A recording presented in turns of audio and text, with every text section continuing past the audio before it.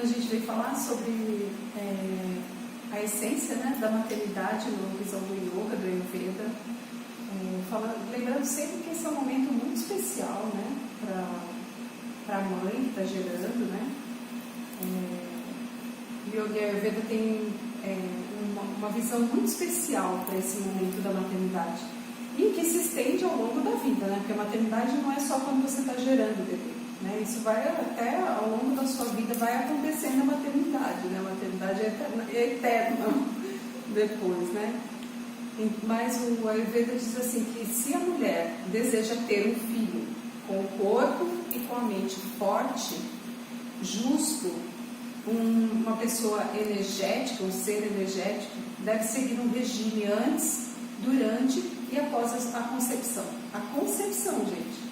Então, assim, não é depois que engravidou, é antes. E esse regime não tem só a ver com a parte alimentar, tem a ver com o regime geral, até de um estilo de vida, né?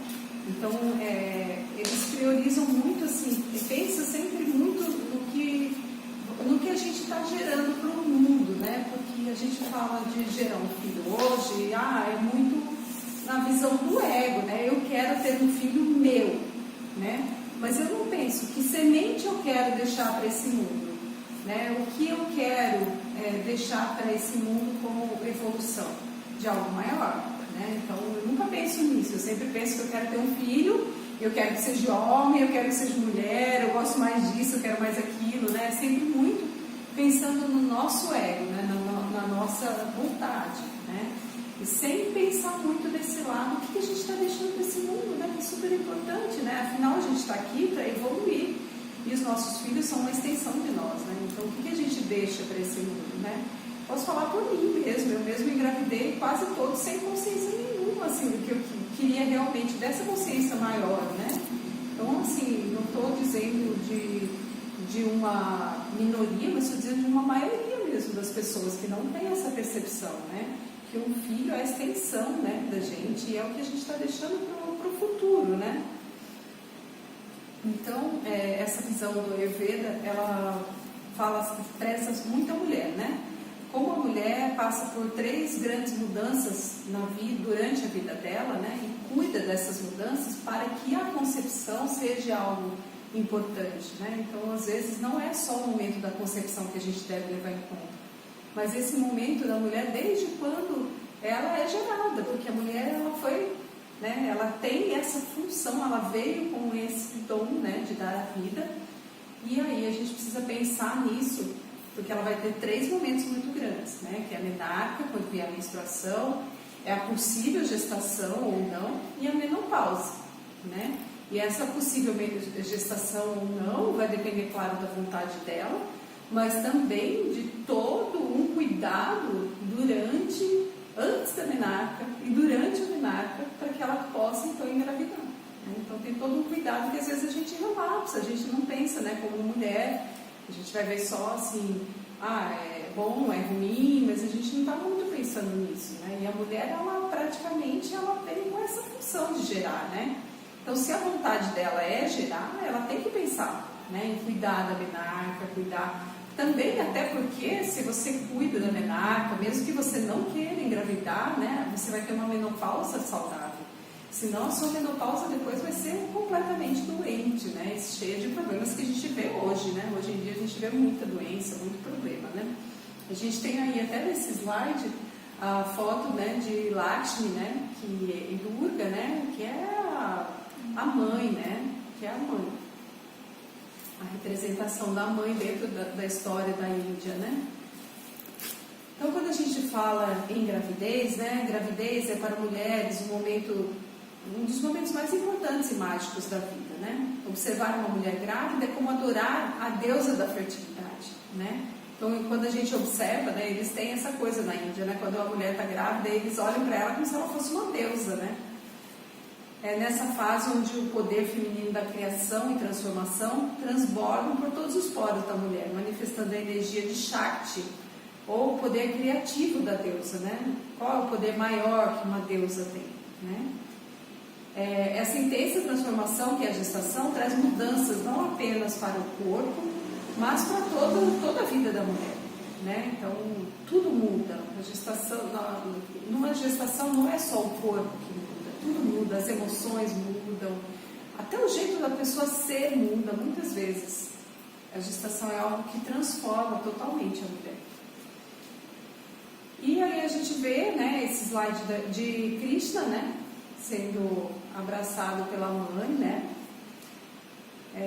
e dentro dessa visão aí do cristianismo, né, a gente que também tem a ver com yoga, tem a ver com tudo isso, o casal ele tem como centro a espiritualidade, né? Então ele não tem como centro a sexualidade, e sim a espiritualidade. Eles vão gerar um filho nesse âmbito espiritual. Então tudo é muito assim, é criado num âmbito muito respeitoso, com mantras, com muito amor, muito carinho e com um pré-cuidado antes, que a gente vai falar depois, né, sobre alimentação, sobre tudo isso, né, que precisa ser com limpezas e tudo isso para que essa fase seja de grande auspiciosidade, né, que na Índia auspiciosidade a gente fala quando a gente quer dizer assim, que seja tudo de bom, né, que traga bons frutos. E aí quando isso acontece, então, né, as suas almas se purificam. Eles acreditam que quando um casal tem uma criança, né, que a alma dele se purifica, né, e seus propósitos são cumpridos, né? Porque eles deixam então a semente aqui na Terra, né? A gente tem o conceito, né, espiritual da gravidez, né, que a gente quer falar um pouquinho, que não é só da mãe, né? O pai ele tem que estar presente também, né? A gente sabe, né, a necessidade da gravidez planejada, né? Porque uma gravidez planejada vai fazer com que você tenha todas as etapas, né, cumpridas. Quando ela veio de supetão, às vezes veio, né, fazer o quê? Né? Já está aí, vamos cuidar dela. Mas, quando você planeja alguma coisa, você consegue cumprir mais direitinho, né, com tudo que tem que fazer, né, sem falhar em nenhuma fase. A necessidade de um relacionamento sólido, né, porque dentro do Ayurveda a gente acredita que esse relacionamento sólido vai trazer também uma segurança para a mulher, onde ela vai poder criar esse filho, gestar esse filho com mais segurança, mais estabilidade, né, que é super importante na gestação, né, em um relacionamento maduro, um relacionamento estável, né, maduro porque muitas vezes a gente vê aí que a mulher ela cresce, né, muito na gestação, ela vira uma mulher e o homem continua criança, né. Então, precisa ser alguma coisa que os dois cresçam juntos, né? E para isso precisa ter essa interação do pai desde o princípio, né? Então, participar das coisas que a mãe também precisa fazer. Porque, olha só, a interação do pai, ela acontece, assim, bem diferente da mãe, né? A mãe, ela está gestando, então a interação dela com essa criança é muito forte. Né? Já desde o primeiro dia da concepção, a mãe já sente ali alguma coisa mudou no corpo dela, né? Quando a gente está atenta, né? A gente sempre percebe. Mas o pai não, o pai passa 9 meses que ele não está sabendo de nada, né? Não está sentindo nada. E só quando a criança nasce, começa a sorrir, depois dos 3 meses é que ele vai começar a sentir assim, uma empatia maior pelo filho. Mas isso acontece pela total desconexão do pai, né? Porque se ele se conecta com a mãe, ele consegue encontrar essa conexão com o filho desde o início, né? Então, através da mãe, o pai pode encontrar essa conexão total com o seu filho durante a gestação ainda, né? Então, enquanto a mãe tem 9 meses de relacionamento com o filho e o pai pode não ter nenhum mês e depois ter que construir esses 9 meses fora, porque é igual, é o que você vê, o pai só começa a interagir quando começa lá pelo 6º mês, que a criança já está brincando, já está tudo, né? Então, quando o pai, ele interage com a mãe, sente a mãe, né? E com isso vai sentir o filho, quando o filho nasce, ele está totalmente integrado com o filho já, né? Então, ele não precisa mais desses 9 meses para poder criar essa intimidade com o filho, porque ele já teve essa intimidade com a mãe, né? Mesma coisa quando a gente quer curar alguma coisa no bebê, que a mãe está gestando, ou depois que ela ainda está amamentando, a gente cuida da mãe, a gente não cuida do bebê, né? Então a mesma coisa, o pai ele tem que se conectar com a mãe, né? Então participar das coisas com a mãe, participar de algumas atividades. Isso é super importante para ele também ter essa conexão, né? E como a gente vê aí nesse slide, o pai ajudando nessa fase de fazer yoga, mas não só, em tudo, né? Ele tem que estar totalmente conectado aí com a mãe. Tem alguns pais que sentem até enjoo, para ter noção, assim. Então, o Ayurveda, ele possui uma especialidade totalmente destinada a todo esse período, né? Que é do pré-gestacional, gestacional, parto e pós-parto, tá? Então, dentro do período pré-gestacional, a gente vai cuidar da alimentação da mãe, a gente vai cuidar de trazer alguns procedimentos que vão dar conforto, estabilidade, mas não só também, a gente vai falar sobre estilo de vida com essa mãe, orientar ela no estilo de vida, né? E esse pré-gestacional também tem a ver, às vezes, com limpezas internas profundas, porque na Índia eles acreditam que quanto mais pura for a sua semente, mais frutos bons você vai dar. Então, quando você faz uma limpeza, que na Índia a gente chama de Panchakarma, aqui também, né, a gente chama de Panchakarma dentro do Ayurveda, essas limpezas. Então, você se limpa a nível celular, o pai e a mãe. E na hora da concepção, essa semente vai ser da melhor que pode, né? Vai ter todo o seu potencial ali, né? Depois a gente tem a fase gestacional, né, que a gente cuida da mãe com dietas específicas para cada mês. Porque assim, cada mês é formado, por exemplo, primeiro mês você encontra ali tecido plasma sendo formado na criança, depois tecido sangue, depois tecido muscular, né, e assim por diante, tecido gorduroso, nervoso, tecido ósseo, tudo isso é criado durante a gestação, né, da criança.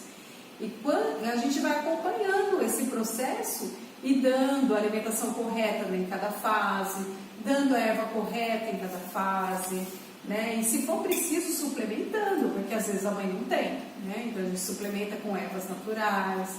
E já para o final da gestação, depois do 6º mês, quando a mãe começa a ter desconfortos no corpo, com massagens, né? Aplicação de reiki, e tudo isso a gente faz durante a gestação. No parto, o Ayurveda também tem grande influência, porque às vezes a mãe quer ter um parto normal, mas está com dificuldade, a criança não virou. Então a gente tem procedimentos para virar essa criança, ou a criança está já com 40 semanas e não nasce. Então a gente tem alguns procedimentos que a gente faz, que a gente já realizou aqui, né, que dá super certo, né, que ajuda a mãe a ter um parto natural, inclusive, né? São procedimentos que a gente já começa assim lá pro 38ª semana, a gente já começa a preparar a mãe para o parto totalmente, fora o yoga, né, que está totalmente dentro, né, desse quadro da gestação, até antes, né, mas principalmente na gestação também, né, para a mãe ter um excelente parto, ensinando a respiração e tudo isso. Então, no próprio parto, né, o yoga e o Ayurveda estão lá também com a preparação, com o recebimento da criança, com mantras, né, e todo o processo de cuidado, de massagens, né, e todo assim, aquele cuidado com a mãe, né, durante o parto. No pós-parto, que é assim, bem difícil, né, que a gente sabe o quanto a mãe fica debilitada, né, quanto a mãe precisa de ajuda, né. Então a gente já preparou uma mãe e uma equipe, né, para ir ajudar essa mãe durante o pós-parto, com massagens, ajudando no banho da criança, da mãe, levando comida para essa mãe. Então a gente já tem todo um programa pronto, né? O Ayurveda traz todo um programa pronto para ajudar essa mãe, né, no pós-parto, porque é uma fase muito difícil, né, que vai durar sabe-se lá quanto tempo, né? Que para algumas mães, 40 dias, tudo bem. Para outras demora 2 meses, 3 meses, 6 meses, depende, né? E o Ayurveda, ele fala que nessa fase de pós-parto é onde as mulheres contraem normalmente as doenças crônicas. Então, se algum problema acontece nesse pós-parto, de não cuidado, que venha desenvolver alguma doença por causa desse pós-parto, essa doença, ela normalmente é uma doença crônica. Então, é um momento que a gente deve cuidar muito bem. É um momento de muitos cuidados para a mãe, né? E isso a gente ensina o pai também a ajudar nesses momentos, né? Tem toda essa filosofia da educação mesmo, né? A educação que envolve, a educação que traz esse amor, essa amorosidade, essa comunhão entre o pai e a mãe, né? E aí fora os terapeutas, fora toda outra equipe de apoio, né? Então, nesse slide a gente fala do tipo de planta mesmo, né? Que a gente quer produzir, né? Do tipo de semente que a gente quer deixar plantado aqui, né? Filhos com mais força, amor, sucesso, realizações, felicidade, boa personalidade, inteligência, livres de doenças, desenvolvimento espiritual e pessoas que queiram servir ao mundo, né? Porque a gente está com muito pouca gente que quer servir ao mundo, né? Então, trazer pessoas com mais amorosidade, né? Para servir, né? O que foi o que realmente a gente veio fazer, né? Não é como é a nossa função aí, né? É servir, né? Cada um do jeito que sabe, do jeito que pode, do jeito que tem mais, que tem mais experiência, que tem mais, a gente nasce com um dom natural, né? Então esse dom ele deve servir para isso, né? Para a gente dar, né? Para a gente servir esse mundo. Fora isso, os bons resultados sobre as doenças congênitas, né? Que a gente tem quando a gente limpa essa semente, como eu falei, né? No Panchakarma, por exemplo. E cumprir com o nosso dever de evolução, né, gente? De trazer pessoas melhores, né? Pessoas que vão desenvolver mais o mundo. Você sabia que na concepção ambos, pai e mãe, são responsáveis por transmitir para o futuro bebê a força e a imunidade? Tanto o pai quanto a mãe, né? Aquela história, né? A gente vê lá tantos genes do pai, da mãe, toda aquela história que a gente já conhece, né? Que eu não vou ficar aqui repetindo sobre a fertilização. A gente aprende lá na escola, né? Mas o que a gente não sabe é que a mãe é responsável pela formação dos tecidos mais moles na criança. Então a mãe é responsável pela formação do tecido sangue, tecido muscular, coração, pâncreas, baço, fígado, bexiga, estômago e reto. Já o pai, ele é responsável pelos tecidos mais duros, né? Então cabelo, pelos, unhas, dentes, tecido ósseo, ligamentos, vasos sanguíneos, né? A visão do Ayurveda é essa, assim, que a mãe traz mais, né, desses tecidos moles para o filho e o pai mais desses tecidos duros, né, que são a herança que a gente tem dos nossos pais, né. Já então após a concepção, né, na altura da gestação, né, mais de 70% quem é responsável é a mãe, né. Por quê? Porque o bebê já está dentro dela, então tudo vai depender agora do que ela come, como ela se sente, né? O quanto a mente dela está quieta ou inquieta, né? Então ela vai ser muito mais responsável agora por essa criança, mas é claro que todas as pessoas que estão em volta dessa mãe também são responsáveis, né? Mas assim, se essa mãe já foi, se ela já fazia yoga, por exemplo, se ela já foi habituada a não se identificar com o que é do outro, né, a se respeitar em primeiro lugar, né, e a saber abstrair também o que não é bom para ela, então ela já está mais preparada, né, para lidar com esse momento agora, né? Mas a gente não tira, claro, a responsabilidade do pai aí, né, que ele deve proteger a mãe nesse momento, né, ele está aí para isso. Na verdade, o pai está aí só para isso, para dar comida para a mãe, para manter, para ser responsável pelo sustento, né? A mãe nesse momento, ela não pode ficar pensando em sustento, ela já está sustentando uma vida, né? Então o pai ele tem que ser responsável por esse sustento, ele tem que ser responsável por deixar a mãe num ambiente bom, de amorosidade, de felicidade, né? Não deixar os problemas chegarem a essa mãe, né? Manter essa rotina diária, o pai tem que tentar agilizar para que isso seja sempre o mais positivo possível, né? Então, a mãe ela vai ser responsável também pela velocidade, né, capacitação do crescimento do corpo do feto, a vitalidade, do metabolismo, que isso depende também de tudo que ela come, né, e da força que a gente chama de bala dessa criança, né, tudo vai depender de todos esses fatores que eu falei, alimentação, estilo de vida e tudo isso, né, que a mãe vai ter durante a gestação, né. Claro, então, que o pai é responsável, como eu falei, né? Ele é responsável pela estabilidade, né? Física e mental da mãe também, né? A responsável, por outra parte, é a natureza intrínseca do feto, né? Então, não só a mãe, não só o pai, né? Mas também tem aquela natureza do feto, né? Então, a alma do feto, né? Que é sempre imutável, imperceptível, imortal, fragmentado, o fragmento de Purusha, né? Purusha pra gente é esse ser maior, né? Mas ela está sempre acompanhada de Sattva, que é a mente cósmica, né?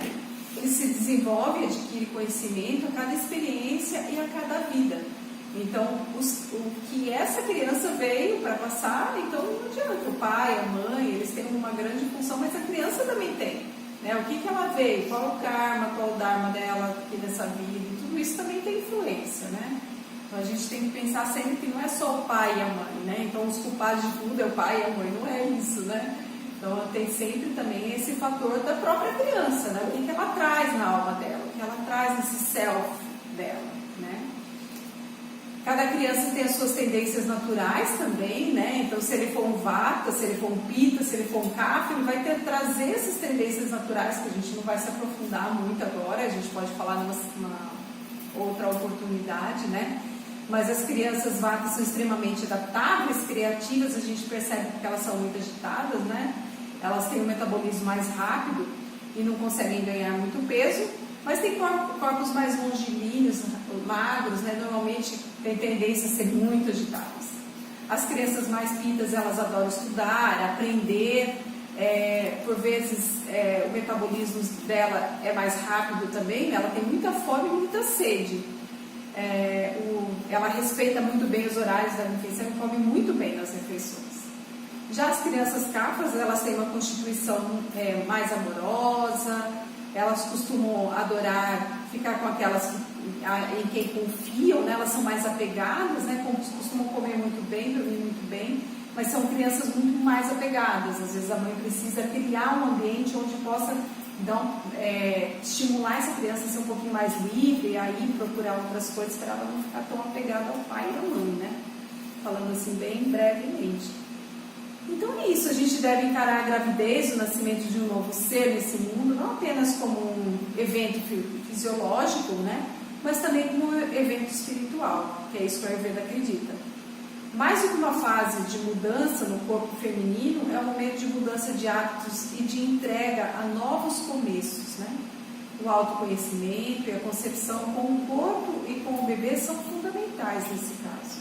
Mãe e filho são um só, tudo que a mãe sente, o bebê também recebe, e o que falta na mãe também falta para o bebê.